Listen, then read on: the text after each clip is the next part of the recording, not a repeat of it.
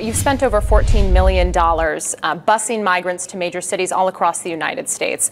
The move has been called a political stunt, and you're using taxpayer dollars to do it. Is there any type of budgetary cap in this regard? We should be spending nothing because Biden should be securing the border and enforcing the immigration laws. The only reason why we're having to spend anything is because Biden is not enforcing the law. So when you talk about cost saving, could that money, just the $14 million, let's say, could that money have been put to better use? When you consider the cost of having to deal with the illegal immigration crisis caused by Joe Biden, you're seeing whether it be Washington, D.C. or New York or Illinois, they're having to spend millions upon millions of dollars, far more than what we're spending to bust these migrants out of the state of Texas. Texas has one of the strictest abortion bans in the nation, which includes no exception for rape, no exception for incest. At the moment, the only option for an unwanted pregnancy is Plan B.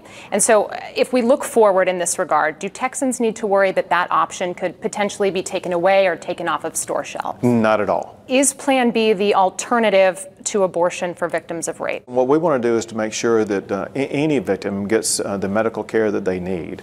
And part of that medical care will include the Plan B pill. At the same time, we want to provide them assistance. So there are things like prenatal and postpartum care. It's been almost 5 months since the massacre at Robb Elementary. Families say not enough has been done. About 35 of them are endorsing your political opponent, Beto O'Rourke.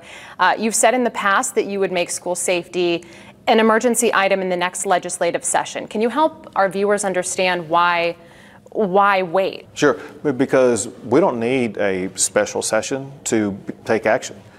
In the first 6 days after the tragedy occurred, I issued 6 different directives to both make schools safer as well as to deal with the emergency needs of Uvalde.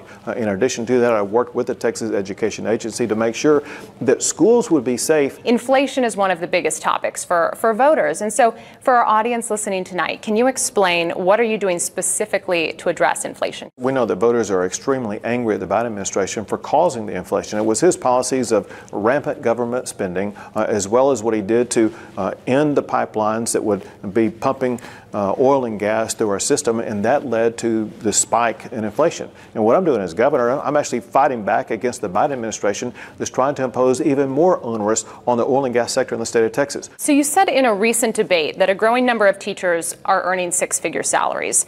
The Texas State Teachers Association is disputing this. They say 1/3 of 1% of teachers earn that amount of money. So you're being accused of diverting attention from the fact that the average teacher salary in the state of Texas is $7,500 lower than the national average. It's erroneous to use the national average because the cost of living is so much higher in California and New York and Illinois and things like that. The cost of living in the state of Texas is one of the lowest costs in the country.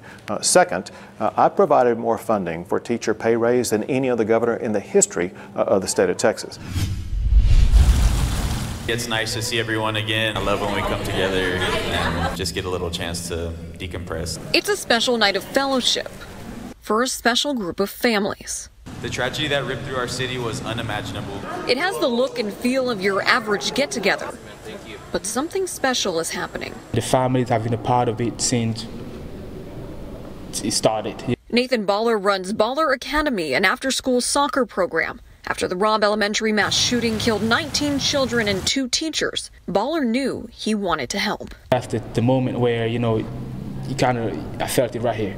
He's been meeting with the families of the 21 victims weekly. With permission, we were there at this week's meeting as they officially revealed Balling for Uvalde World Weekend. All 2-day experiences from Uvalde to the world. Going to feature, a charity concert and then a national soccer tournament. The fundraiser looks to raise money to benefit the 21 families, help provide enrichment programs in Uvalde, and build a state-of-the-art recreational center for the community. The community desperately needs it. Baller says every part of the rec center will be named after each of the 21 victims to keep their memories and legacies going. As we struggle to move forward, we must put trust in ourselves to come together and heal. Consumer prices are rising faster than expected. This is pretty crazy. I've never seen anything like it. A year or two later, some things are double. It's pretty wild. A new U.S. Labor Department report on inflation shows food prices climb, rent inflation remain rapid, and gas prices fall slightly, with overall energy costs expected to rise soon. Americans are squeezed by the cost of living. It's been true for years, and folks don't need a report to tell them they're being squeezed. Michelle Dickerson, law professor at UT Austin, says inflation is the price we're paying for not having a deep and catastrophic recession during the height of the COVID-19 pandemic. Well, the government did lots of things and it kept families afloat. But, at some point you kind of have to pay the price for that. And that's what we're seeing now. Dickerson says there's legislation recently passed by Congress to help with inflation. In addition, we're sort of in between because there's recent legislation, the Inflation Reduction Act. So that's going to do a lot to help, folks with, for example, prescription drugs. So although medical costs are sort of going up now, in theory, they'll be going down soon, but we're not there yet. Dickerson and other Austin residents are hopeful that over time, inflation will slow down. It's kind of a natural thing to happen after, the Federal Reserve puts rates at zero for a bunch of years and we have all the stimulus. So things are kind of overheated and, they're going to have to calm down, I guess.